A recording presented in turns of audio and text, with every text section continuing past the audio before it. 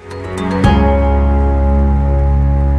have the plan, we have the team, and we are ready.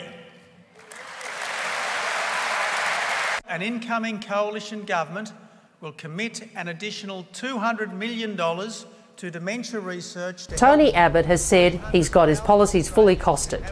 He's got his plans fully reckless to be endowing on the next generation an enormous bill in terms of what we're facing. And, you know, Penny, you should try living within your means. The government has not lived within its means. You have spent more than you've received. You've done it on the basis of forecasts that have been consistently 2 years since the May 2011 budget. Labor has made errors in their costings, in their budget predictions, to the tune of more than $100 billion. Labor cannot get their own figures right.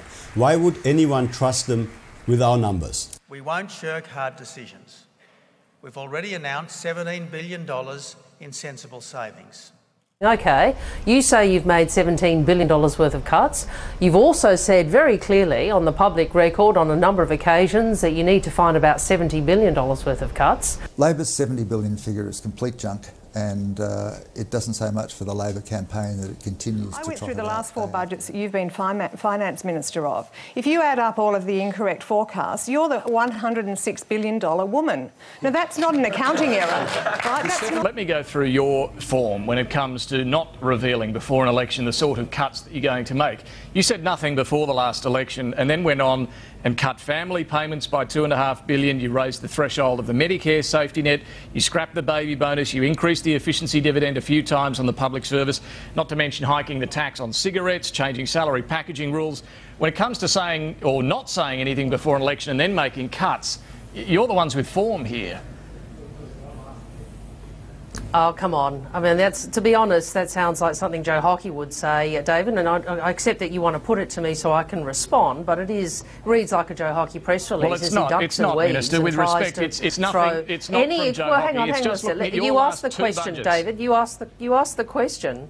If you share the Prime Minister's policy vision on this particular issue. Oh, look, I think there is benefit in making sure we get the right investment environment for all of Australia, but in particular Northern Australia. By doing what? By doing what? Cutting the company tax rate? How much? Position that was put out. Well, that is one of the. Giving a tax benefit is one of the things in the policy that is discussed, and the Prime Minister has laid out a process for that. Okay, but just to be clear, what would you like to see the company tax rate be? There was a discussion about, well, I'm not going to be drawn on that. The Prime Minister has indicated what his preference is.